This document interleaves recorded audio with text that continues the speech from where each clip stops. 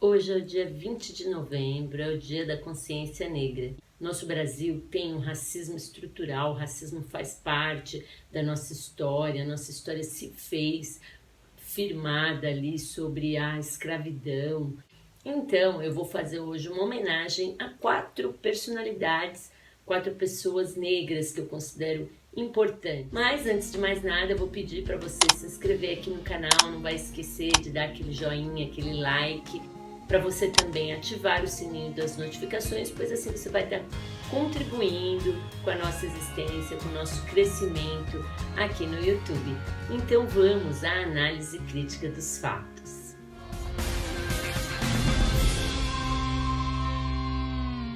O primeiro personagem que eu vou homenagear aqui no Dia da Consciência Negra, ele tem alguma coisa a ver com um fato aí que eu passei na minha vida, na minha infância. E na escola onde eu estudava, isso aí lá nos anos 70, ia ter uma espécie de programa de calouros. Fui lá e me inscrevi e cantei uma música lá e, por incrível que pareça, as pessoas gostaram.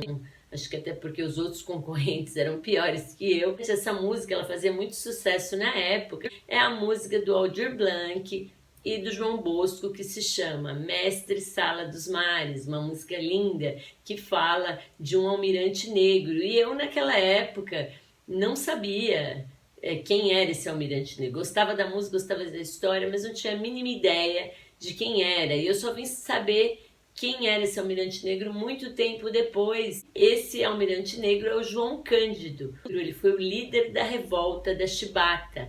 E naquela época, a maioria dos marinheiros eram negros, né? Não chegavam a altos postos, mas existiam muitos negros como marinheiro. João Cândido foi marinheiro, teve a oportunidade de viajar pelo Brasil, foi até a Inglaterra. E naquele tempo ainda existiam castigos físicos para os marinheiros que fizessem alguma coisa errada ali. Os superiores, né, que eram brancos, e a maioria dos marinheiros eram negros, eles davam chibatadas, era uma coisa comum.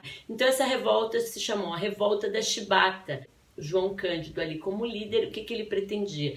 Que eles tivessem aumento nos salários deles, mas também que acabasse com aqueles castigos físicos. E ele conseguiu, ele era muito valente, eles foram e ameaçaram, inclusive, o próprio presidente da República no Palácio do Catete, né? Eles colocaram armamentos ali voltados para o palácio e isso fez com que o governo atendesse às reivindicações dele. Ele era uma pessoa de muita coragem, mas depois que acabou a revolta ele foi punido, foi preso, sofreu muito, sobreviveu por sorte, nem se sabe como.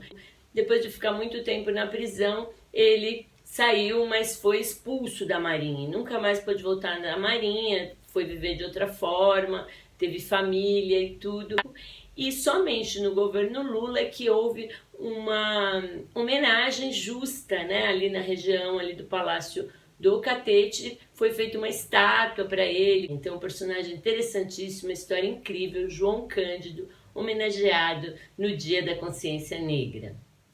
Uma outra personagem que eu vou falar agora é uma mulher, não poderia deixar de falar de uma mulher negra muito importante que eu considero e que também vou contar como que eu cheguei a ela, assim, eu não conhecia, eu sou uma pessoa que eu gosto muito de ler, mas essa personagem, que é uma escritora, ela ficou esquecida durante um tempo, ela fez um sucesso, fez bastante sucesso, depois ficou esquecida, mas esses movimentos negros acabaram resgatando essa personagem tão importante, que é a Carolina Maria de Jesus. E foi muito incrível que eu não conhecia o trabalho dela, né? Amigos me falaram, mas eu acabei tendo contato do que é o Rogério Matu, que eu adoro o canal dele, ele fica lendo no YouTube todos os dias à meia-noite, ele começa a ler livros e é bacana porque as pessoas às vezes não têm acesso e ele fica ali lendo e a gente comenta. E um desses livros, um dia eu estava lá, era o livro Quarto de Despejo, que eu já tinha ouvido falar, mas não tinha lido. E assim, as pessoas ali ouvindo a história dela, porque é uma história da vida dela esse livro, as pessoas se emocionavam e ele próprio se emocionou lendo o livro. E aí, a partir daí, eu me interessei, depois de eu ouvir ele ler o livro, eu também quis ler de novo, adquirir o livro. e também já estou lendo outros livros, que não foi só esse, ela teve outros livros depois.